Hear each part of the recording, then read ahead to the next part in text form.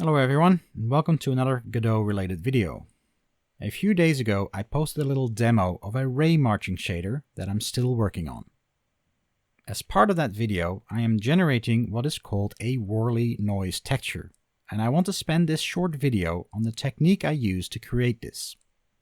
Worley noise is a type of noise that creates a random set of cell-shaped forms. You can read more about it on the Wikipedia page I've got shown in the background. A link to this page is included below. I plan to implement other noise types in the near future, after which I will upload this to the Godot asset library. For now you can download the project I was working on. I have also put the link to this down below. You can create noise textures in many graphics programs and save the texture to disk and then use it. But having the ability to generate it within Godot can prove very useful. This is the one area, however, where GDScript isn't the right tool for the job. In this video, I will show you a technique that still allows you to do this in Godot without the need for any external modules.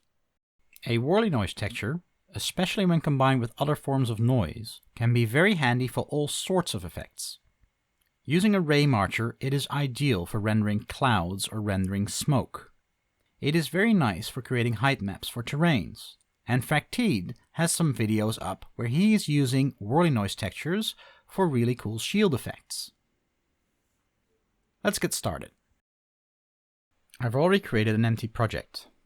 I'm doing this with plain vanilla Godot 3.2, so you should be able to follow along. We first create our folder structure.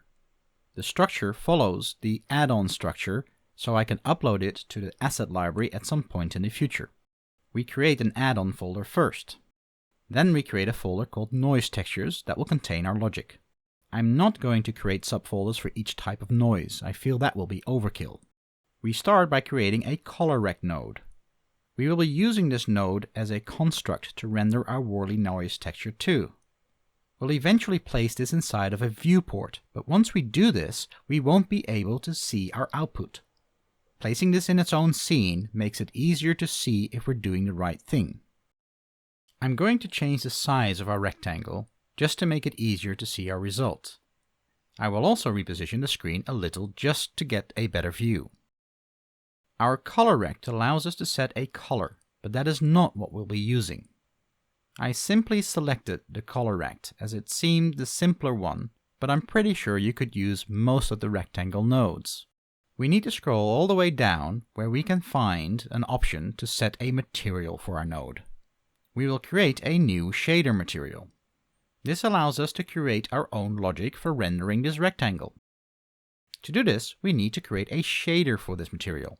We click on that and our shader editor opens up. Godot immediately starts complaining that we don't have a shader type. We need to set our shader type to canvas item, as this is a 2D material. I'm sorry, my numlock just got in the way there. Next, we'll add a line on which we set our render modes. Not every shader needs this, but in our case we want to make sure Godot doesn't apply any of its lighting effects, and thus we set the render mode to unshaded. A shader generally consists of 3 individual parts: a vertex shader, a fragment shader, and a lighting shader. We won't be creating a lighting shader as we just turned that off, and we don't need our own vertex shader as the default logic will do just fine. We are going to create a fragment shader, which we do by creating a simple function. Now note that Godot will keep performing its default logic. As we implement the shader, we'll be substituting only the parts of the default logic that relate to what we are doing. For our 2D fragment shader, the important output is the color for our fragment. We can set this by assigning the built-in variable color and using a vac4 type. The 4 values here are respectively red, green, blue, and alpha or transparent, and all of these have values between 0.0, which is dark, and 1.0, which is light. Now important to note at this time is that the color isn't the color for the entire rectangle. Instead, our fragment shader gets executed for every pixel we're drawing on screen. So, time to actually implement our Worley noise. Now, how does Worley noise actually work? It is actually surprisingly simple. All you need to do is generate a few random points and for every position on your texture, figure out which of those points is closest, and then calculate the distance to that point. That distance becomes your color output. Now, one limitation in a Godot shader is that we can't define an array as an input, so we will have to define our collection of points as individual inputs, but as we only need a handful of these points, that is fine. We start with just defining one such point and we give it a default. There are three important parts to this line. The first is that we've defined a uniform. This tells Godot that we want to be able to set this value from outside the shader. The second is the type of variable, in this case a vector with 3 dimensions. And finally, we are giving our variable a default value. Now the idea is that we assign random values to these points from the GGScript, but assigning some defaults helps visualize what we are doing and is good enough for this demonstration. We'll add the other points later. The number of points you want to use depends on the size of your texture, but I found that the 15 we'll end up with gives very nice results. We can create our own functions in our shader as well. We are going to create a function that will give us the distance between the point related to our fragment and one of our Worley noise points. To do this, we will pass the point we are checking and the Worley noise point to our function alongside the current distance that we found. Instead of just checking our one Worley noise point, we're actually going to loop through 27 copies of our point. We do this so that we check the distance to our Worley noise point in every quadrant around our texture, and this will result in a noise texture that is tileable. We calculate the delta between our Worley noise point and our position, and then add the offset from our loop. Then we take the length of this delta vector as the distance. And finally, we check that against our current distance. We need another uniform as our input, and that is to set the maximum distance between our points. In my original GD native implementation, I actually calculated this by looping through my Worley noise points, but I couldn't find a nice way to do this in a shader.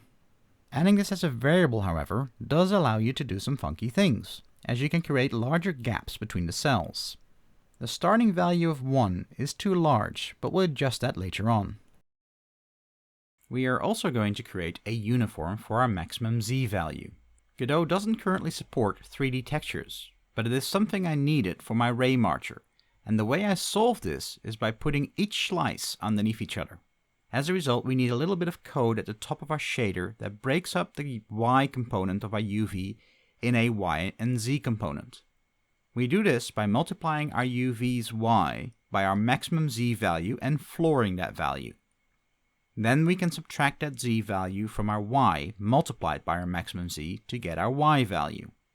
We then calculate our position by taking our UV's X, our calculated Y, and our calculated Z divided by our maximum Z to get our coordinate.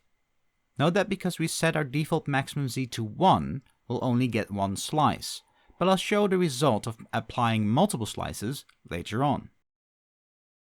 We'll create another variable which will hold the result of our function. We initialize this to all zeros except for the alpha, which we'll set to 1. And we assign that variable to our color output. We will be assigning all members of our result, but for now we start with the red channel. We implement this by calling another function. In this final function, we start calculating our Worley noise value for our fragment. We start with a variable that we initialize with our maximum distance. This value then becomes our function's output. We're also going to take the modulus of our position. We need this later on to calculate some octaves. Then we call our Worley noise distance function. With just the one Worley noise point, we can clearly see how this is working. We can see our point slightly to the left of center, and the further away we get from our point, the more red our image becomes. Eventually though, we get to a spot where the point in our next quadrant becomes the closer one. Here we can see the logic at work that ensures our texture can be tiled. We need to add one more small enhancement to our function, and that is that we are going to divide our value by our maximum distance. This ensures that we're using the full range between 0 and 1. We're also going to clamp this value, although that isn't strictly needed. Let's try a few values for our max distance. As you can see, the lower I make this value, the more red the image becomes as we narrow the band in which we get values. You can have a lot of fun with this once we have more points. I'll add a few more points in, so bear with me as this takes a little bit of setup, especially as I keep making a few typos doing all this. Again, I'm just randomly filling in some coordinates, just so we can show the effect of the shader. Now that is looking really good. We can clearly see the beginnings of our Worley noise. I'm going to add a few more in, but since this is more of the same, I'll quickly skip through that. So, let's round off our shader. Now you may remember this modulus I put into our value function. Right now, we are using just the red channel of our texture to render our noise. We could assign the value to all channels and make it white, but that's just wasteful. We could also use the other channels to increase precision, as our texture only stores 8 bits per channel, and our red color ends up being a value between 0 and 255. But we're going to do something else. We are going to use the green and blue channels to store 2 octaves of our noise. Now that looks very funky. We get different patterns within our one texture. Let's comment out our red and blue channels so we can see what 1 octave of our noise looks like. We are now showing our noise at a higher frequency. In essence, we've just repeated our texture 4 times. This may seem like a weird thing to do. I can just use my red channel texture and sample it at different points to get the same effect. However, it is very common to add octaves of a noise together at different amplitudes, but to get those octaves we would need to do additional texture lookups. By storing octaves in our blue and green channels, we get those as a bonus with a single texture lookup. We'll look at an example of this later on. For now, let's uncomment our lines and rename our channels properly to RGB. One nice thing to note is that XYZ and RGB are pretty much interchangeable in shaders. Now would be a really good time to save our work so far.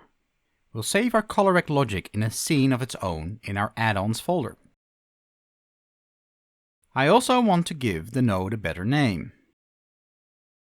I'm going to make our texture twice as high as it was before, just to show off our slicing logic. We go back to our material section and click on our material.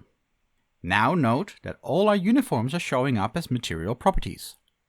They are all 0 or nil, meaning that the values we define inside our shader are still being used, but we can overrule them here. We'll change the maximum Z to 2, and now we can see that we have 2 slices of our texture that lay on top of each other. To make this a full 3D texture, we will make the texture 128 times as high, and then change the maximum Z to 128.